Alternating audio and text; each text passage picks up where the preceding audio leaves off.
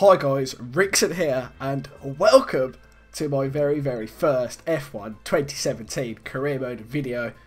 And as you're about to see, we are picking the team, we're jumping straight into it, no messing around. Obviously working 9 to 5 job, don't have much time to do these, so if these videos, these first few anyway, seem rushed, it's just because I want to bang the videos out before, you know, everybody else gets the game, because I actually managed to get it one day early. But as you can see, we're going to jump in the Toro Rosso car with our teammate Carlos Sainz, and I was actually flicking through the teams, and they're actually, what the targets I set you are a lot different this year to what they were last year, as it's a lot more open. Each team has their own kind of one. So Williams, for example, which I was debating doing as actually, they want you to like run the midfield, which is good. You know, it's different. They don't want you to win a title in the first season. I'm not sure how it was last year with Williams. But anyway, F1 2017, here we're doing 50% races with short quali on 95 difficulty. Now, I wasn't too sure what to do here. But as you can see, we're about to meet Emma Jenkins, who is, I'm guessing, our like agent. Yes, and I respect that. But my client has a championship to contest. So if you want our participation, I'm afraid the concessions are mandatory. Yes, that's fine. Get back to me when you can. Goodbye. No one ever just signs the contract. Anyway, thanks for coming by on such short notice. I just needed to cover a couple of quick things with you before you race. Firstly, as requested, there's a copy of your contract. It's a rolling deal. However, the team reserves right of termination if you fail to meet performance standards. You're second driver for now, but work hard, hit your targets, and I'll be able to sweeten the deal. I'm also looking to get you into some invitational events throughout the season. The experience and exposure from these will be great for your image. Plus, you'll get to drive some nice historic cars. Now then, go get ready for the next session, and good luck. Thanks for that, Emma. So that's our agent. It's a lot more going on this year compared to last year's game. And here we are with our new contract. Welcome to Scuderia Toro Rosso. And yeah, you know, everybody's said it if you started up a new game on this already. Basically saying win points, don't fuck up, or you'll get sacked. It's pretty straightforward, to be honest. And I was messing around here, looking around with the wheel. Now, I didn't even know that you could do that, looking up and down with the pedals. But here is the new overview screen. And again, everybody's seen this. So you just want to see some racing. But you got to go over it. The new vehicle management, this stresses me out a little bit because I'm awful at stuff like this. I never, ever remember to change these things. So I'm hoping, luckily we're not Honda powered, so we're not going to have issues there. And listening to other people, they know that a lot of people have gone with Honda and they've really struggled. But yeah, and obviously you get to change gearboxes as well. I think that's quite cool. It's a lot more deeper. Even the small things make it deeper this season. Sorry, in this game, and it should be good. And I'm hoping sometime soon we're going to jump into practice. Welcome to our viewers from around the globe. You join us just as today's practice session for the Australian Grand Prix is about to start. Now then, Anthony Davidson, we've had some really strategic races over the past couple of years, thanks to the current 3-tyre compound system, and of course the groundwork for all those strategies comes from the free practice sessions like this one. So what do you think of the current tyre regulations? Well, they've created some, I wouldn't say exciting necessarily, but certainly interesting races. There have been a lot more questions around, like how long can someone stay out on this set, or will they have the pace to catch another car if they suddenly bolted on a set of ultra softs, things like that. When everything comes together, we end up with multiple cars nose to tail on different tyres, all fighting for track position. So on the whole, it's definitely been a positive step, I feel, for the sport. Here we go, jumping straight into the practice programs with the track acclimatization test. And this is my first time playing this game after the beta, and I didn't really play the beta that much either. I've been very busy with work recently, so I haven't had a chance. But we did pick the number 10 for our driver, which it made me create when we actually booted up the game. But anyway, we aced that one. We only needed one run for Australia here as we move on to the tyre wear test here, coming to the end. And it's looking good. We're currently in the green. We've done one lap before where we were in the green, but you want to get that hot purple, so you don't have to really worry about it again. And I think the thing that makes this a lot better for me is you only get you only have to do it once. Like if you purple it first time, you don't have to do it again, which is perfect for me because I'm fucking lazy. I just want to race, but I also want to make the car better, which is why I've gone for Toro Rosso this year. Plus, it looks amazing. Now, this is the one that I was struggling with the most, the fuel saving test. Now, I am awful on fuel. If you've watched some of my previous videos, you'll know that I just use rich all the time until I have to use lean and then go into lean. But we're coming around the final corner now, and the time is just going up and up, and it looks like we're not going to get purple or green. So we end up going with the second run I got there, and we went with that. I'm fine with green because we purpled everything else. As you see coming across the line for the qualifying here, we finished, achieved our purple target of 13th place. But anyway, this one is interesting. I like this one. You do 5 laps and it picks the best strategy for you, but you don't need to do 5. Obviously, we did it in 3. And that's it, all the practice programs are done. And so we retire from the session here. We're sitting pretty. I'm just seeing if I could advance straight to quali from practice session 1, which it wouldn't let me do, so I retired from the menu. And skip through this, looking at the top 3, skip through this, and... Crofter? Mate, Crofter? Are you alright there? What the fuck happened there? So Crofty spazzes out, the game crashes. And yeah, what a pile of wank. So what that meant is I had to do all those practice programs again. So I was in a bit of a rush because it was getting quite late in the day. This was Thursday night and I had work on Friday morning. So I couldn't afford to fuck around and take the piss doing all the practice programs again. So I did a few. I think I greened the majority of them. I mean purpled the majority of them. But I did one quali lap. That was it because I wanted to do the race. P16. I did one lap. That was it. I just wanted to get on with the race. I'm pretty sure one of you feel the same if your game crashes like that. Let me know down below actually if you've had any issues. But it's a Ferrari front row lockout followed by Lewis Hamilton, and we are just behind our teammate Carlos Sainz in P16. By a great racing driver, former F1 competitor, former world champion, and dare I say it, all-round top bloke as well. It's the one and only Anthony Davidson. And tell me, here we are, first Grand Prix of the season, and it's gone and rained on us. I imagine that that's not especially helpful for the teams, who are still trying to figure out, of course, what kind of performance they're all capable of. First of all, Crofty, and thanks for the glowing introduction. I just want to say it's a real privilege to be here. I can't wait to see what this competitive field has in store for us this season. Now, in regards to the weather, you're absolutely right. You know, we've just come here off the back of testing. It's the first opportunity to really gauge where the reliability is, where the performance is, how you stack up against your competitors in the Grand Prix, and now it all has to be kind of put on hold for a bit. So now the question becomes, who can be adaptable? Who has the wet weather pace, and who can make best use of these difficult circumstances to come out on top in these conditions? Well then, after an exciting qualifying session yesterday, let's take a look at how the cars line up. Sebastian Vettel has a clear track ahead of him today. He starts in pole position, edging out Raikkonen, who'll start P2. Looking down the rest of the grid, we have Hamilton, Bottas, Daniel Ricciardo, and Verstappen, Massa, Stroll, Perez, and Roman Grosjean, Magnussen, Hülkenberg, Esteban Ocon, and Palmer, Sainz, and Toro Rosso, Fernando Alonso, and Marcus Ericsson, Wehrlein, and Stoffel van Dorn completes the grid. Welcome to a wet Australia here for the Australian Grand Prix for episode 1 of F1 2017 career mode. And we're going to go straight to the lights. We've got 2, 3, 4 and then 5 red lights here in Australia. And it's lights out and away we go after being held for God knows how long. We are finally underway here in very, very damp and wet Australia. Going into turn 1. Palmer, Ocon, Hülkenberg and Magnussen all get swallowed up as we go up the inside of all of them. Lovely dive bomb move there as we put ourselves behind Roman Grosjean in P10. And Jeff seems very happy with that on the radio.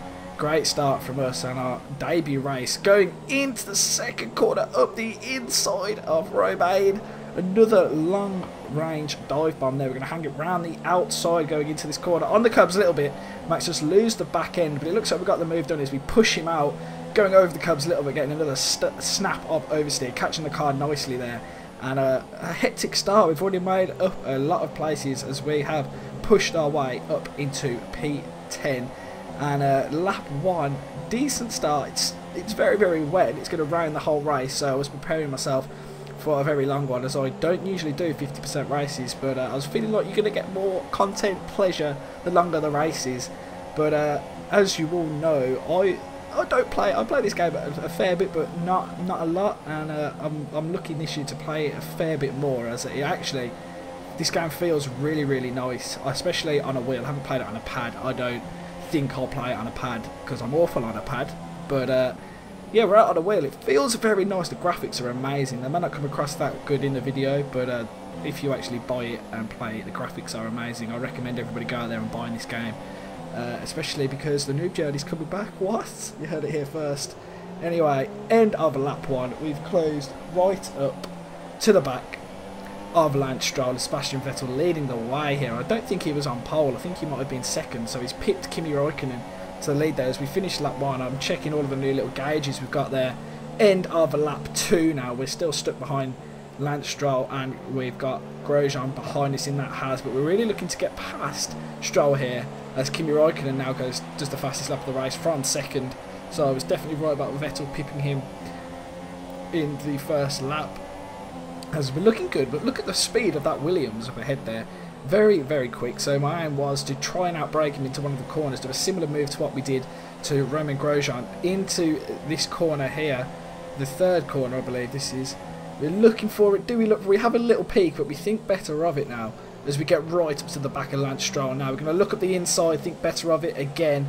I didn't want to do anything risky, as flashbacks are off for me now in this career mode, so that's very risky biz. And Stroll again going very defensive, and it looks like we can't get the move around this corner either, and there's no way we're going to get him on the straights, as we now move on to the end of lap 3. Talking of straights, we're coming down to the start-finish straight now, the final corner here in Australia. I'm getting used to the game now. We're 3 laps in, especially in the wet. Haven't done any. The only dry laps I did was in practice, and so no proper race laps as of yet, but we're in the slipstream of Lance Stroll here. It's looking very good. We're going to go to the inside a little bit later on the brakes maybe, and we've managed to pull that move off very nice there up the inside of Lance Stroll. That Williams speed in a straight line showing, but also the OP slipstream has returned for F1 2017. Get in the slipstream and get past him here. We move on a lot later on now into lap 8, and no pitting yet, obviously we are on intermediates. We're right at the back of Sergio Perez in that lovely new pink Force India car, and P8 this is for on lap 8. What is the odds of that? And we're looking very good now. The Force India is a very well-rounded car, so I wasn't sure how I was going to tackle this move going down the straight now. Well, the back straight per se. It's not really a straight, but it will do. We're going to look at the inside. We get a lot of pace on Perez. Touch tyres a little bit, leave him the room, and and I'm not sure what happens there, but I would go to the replay camera, but to be honest, it was probably my fault, so no one needs to see that. So we're just going to pretend that Perez crashed himself out there. But eventually Perez, I do believe, crashes out of the race and finishes it off. End of lap 9. And it looks like the clouds are dispersing a little bit. We did abuse Perez a bit there, and I do feel bad for that. But there is a lot of cars coming into the pits now, so the pit window has opened on lap 9. And the tyre wear isn't that bad, although it may seem it didn't feel that bad, as we managed to get Felipe Massa and Lewis Hamilton in the pits. So Toro Rosso up in P6, looking very good in our debut race. We're using a lot of fuel here just to try and get one banging lap in before we eventually come into the pits, which will be at the end of a lap 10.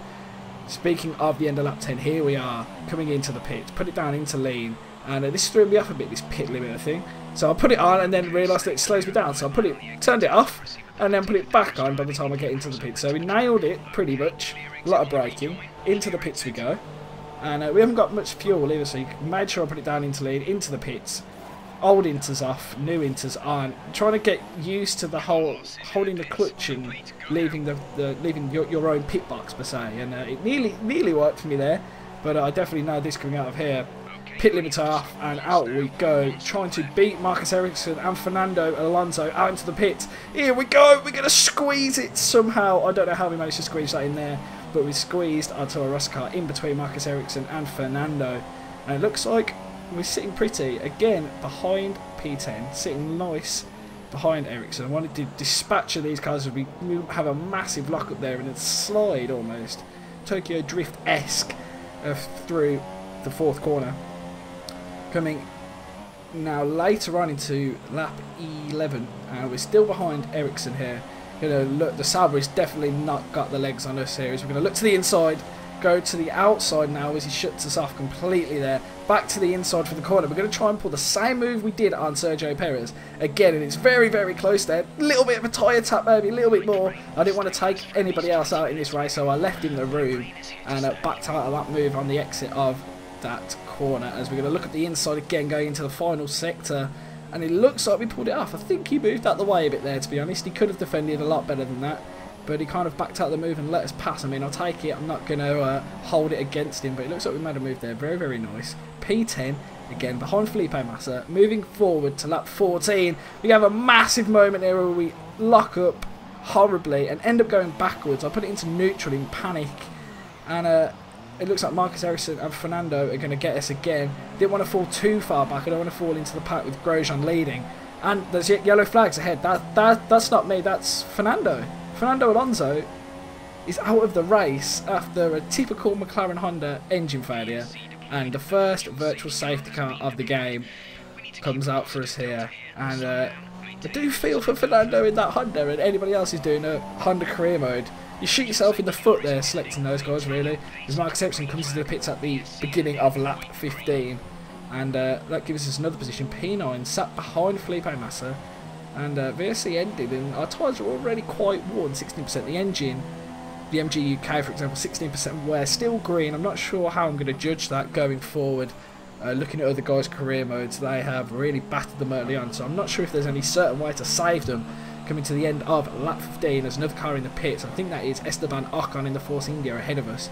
The only remaining Force India in the race after me and Perez had that little squabble earlier on. But on to lap 16 we go. We're still doing well here in P8. Verstappen has an engine issue apparently, so I'm not sure if they're going to get that fixed. But it could cause some late battles if we end up going on a late charge, as some of the front runners are struggling. So we lose the back end there, and Ericsson has retired, so I'm not sure if that's an engine issue or he's crashed out. But whatever happened there's another safety car, so it must have been in a very dodgy place on the track. As that kind of screws me over a little bit there, but it's fine. We managed to catch the back end and not have any major incidents. Coming into the final sector again, the safety car's just about to end, and I've got to say that was close. That was very close indeed, but we managed to catch the back end. It's all good, and onwards we go to lap 18. So here we are, lap 18, looking good, coming into the final couple of corners now, and we are sitting pretty, I believe, really P8 in a Toro Rosso with Verstappen ahead of us. So continued going forward and they fixed their issue, but as you saw there, Carlos Sainz just retired from the race, as shocking as it sounds. So Carlos Sainz is out, and I think it was just like some crazy moment where the engine blew up, which got a bit worrying for me, and yeah, so it was a little bit stressful. I wasn't sure what to do, but I carried on anyway. I was hoping for the best, and yeah, we move on. Lap 20 now. We're looking good. Verstappen's still ahead of us there, and yeah, it's looking bright and breezy. Coming round to lap 20, Verstappen's still ahead of us, and oh no, Max is in the pits now. So Max is in the pits. It's looking good. Not sure what to do from here though. I want to try and make a few more positions, but I know we've got one more pit stop to make as we overtake Max there, and we're up into P5, so this is the highest we could possibly be throughout this race, only if we manage to pull off a magical one-stop stint, but that's not going to happen because the tyres were wrecked. I was awful on the tyres, and so Carlos Sainz in the pits as we speak. Moving on to lap 21, Lewis Hamilton goes the fastest lap of the race again. Max still in front of us, and Bottas now behind us after coming out of the pits, and into the pits we go on lap 21. Now, in between that cut, I'm guessing we let Max through there, which meant that we had a bit clear air, so we made up some time. Very tentatively there came into the pits for our very first pit stop, for our second pit stop, sorry, but hopefully a good pit stop, as the last one was 2.7. What can we do here? Oh, it's a 3 dead from the Toro Rosso team, and I screw up coming out of the pits, so we lose even more time there. But here we go. We nail the pit exit perfectly there. You can't hold it down this year like I thought you would have been able to with the DRS last year. As soon as you come up to the line, you could hold it down. but it wouldn't let me do that. So I kind of just had, you kind of have to guess and nail it, and we nailed it. Moving forward to midway through lap 24 now, and it's a pretty quiet race from here on out as we go purple in sector 2. So I was definitely feeling the track as we lose the back end massively there, and I went mad on the wheel to try and save it. It looks like we did save it very well, and we've got a little fight. Looks like Massa and another car, could be maybe Esteban Ocon, as he did jump us in the pits. So Massa's having a little scrap here as we have a look at what happened to Carlos Sainz, as he just parks it. He just parks it behind Sebastian Vettel. I believe that's Vettel. That's a very, very, very odd moment there. But lap 28 now. After that weird incident with Sainz, definitely an engine blowout. But we're getting closer and closer to this group here, as you saw from that little flash of lap 28 there. It's coming to the end of that lap now. We're getting closer and closer onto the final lap of the race. And here we go. Can we make up any positions? We're currently sat in P7. And Massa, and is that Ocon? It is Ocon, so I was right. Ocon ahead of us. And we could make up 2 positions here. These guys have been battling for the whole kind of back end of the race, which allowed me to catch up. I don't think Grosjean was going to catch me. Going to look for a move on Felipe Massa. A very late dive. I didn't really want to go for that. We locked up, but we made the move stick somehow. But that unfortunately meant that we lost Esteban Ocon.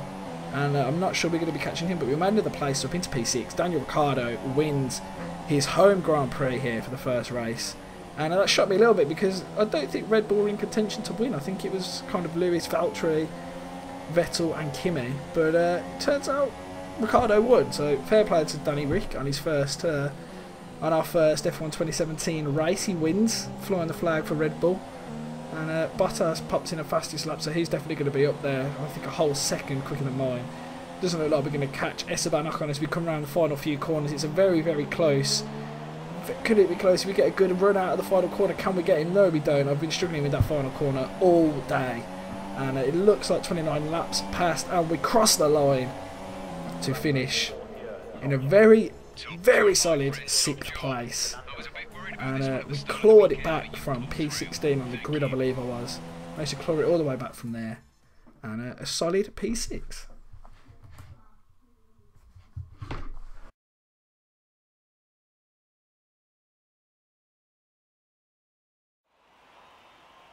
A great win then for the Red Bull team today.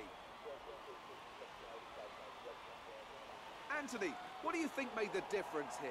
Rain always has the potential to liven up a race and mix up the order, and they've taken full advantage of that to claim the victory today. It's always a bit of a lottery when the conditions are like this, but they've managed to stay on circuit and have come out on top.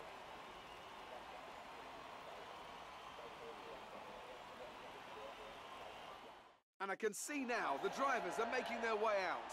We need Red Bull fighting at the front. They do an incredible amount for Formula One. And that's another winner's trophy heading back to Milton Keynes.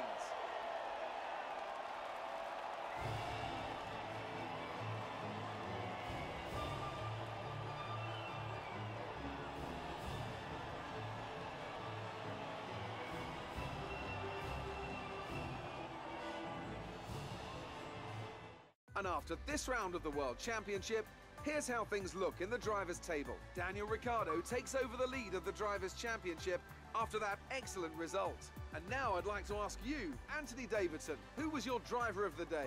I think I'll have to give it to the Toro Rosso driver. They did a great job at getting the most out of their tyres without losing pace, something that's a very handy skill to have in modern-day Formula One. And here's how things are shaping up in the Constructors' Championship.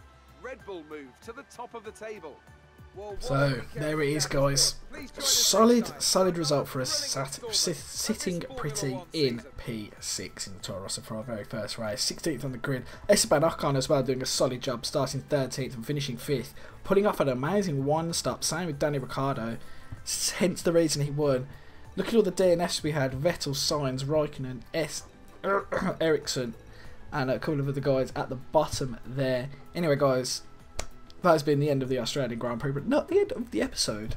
As if you're aware, you know what happens next. We drive some old school cars, so I will see you all then. Is this the one? Indeed it is. And this is Jonathan. He's going to let you drive some of his cars. Well, not quite my cars, per se. It's a mere detail. You know, I'd really rather be down there racing than myself, to be honest. I'm actually quite handy behind the wheel, but it's the downforce, those lateral G's, you know? The old neck can't really handle it. So I need a pro. And that's where you come in. We run in a bunch of events throughout the year. Time trials, races, all sorts. And I have it on good authority that you have the ability and temperament to do well in these. Make our business look good, and most importantly, bring the cars back in one piece. So consider this a formal invitation. I'll see you at the track.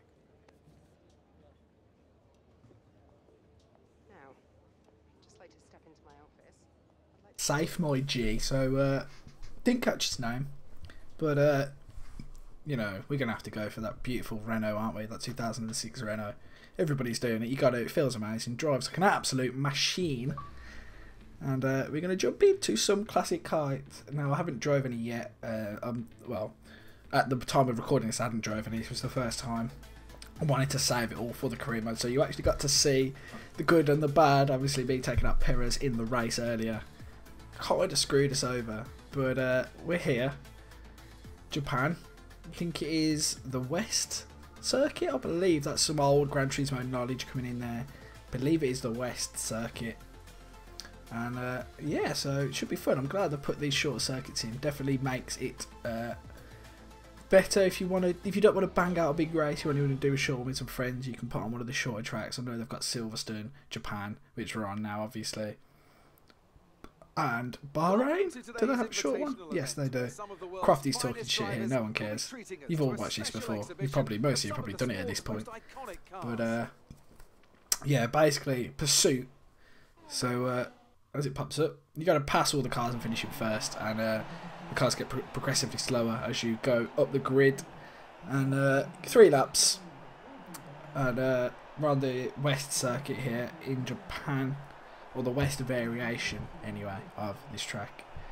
You've just got to win, and I wasn't sure what to expect when I went into this. I think a lot of people didn't, but yeah, here we go.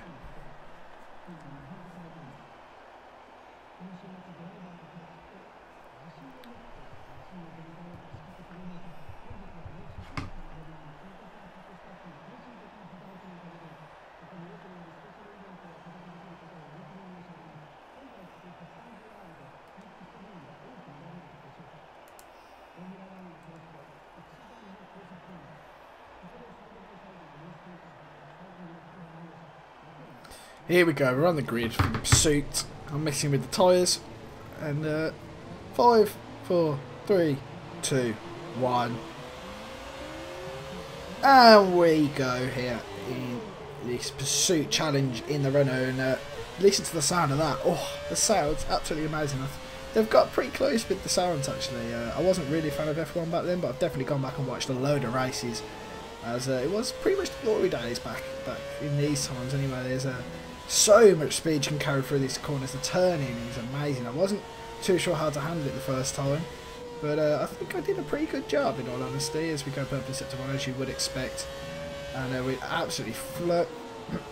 Jeez, I'm struggling with my words there. I do apologise. Throwing the car around, coming down to the start finish straight now, and we're looking to gain on Michalski. Obviously they've had to use all the names to get around the licensing problems of using these cars, but we've done it. We're going to look at the inside. No, we're not. Great defending there from Michalski, whatever his name is. Going to look at the inside car on the grass a little bit. Dispatch over him. I was running out of laps here. Lap 2, and I've only ever taken 1 car. I was stressing out a little bit, to be honest. I've got to say, my turquoise helmet in this car looks very, very nice. And coming to the end of lap 2, stressing out a little bit. Didn't think I'd do it. Thought I had to go for a cheeky restart here, but it looks like we're going to do it. Sari, who's out in front of us. Going to get him down the start-finish straight, hopefully. That was the plan anyway. Or into that sweeping turn 1.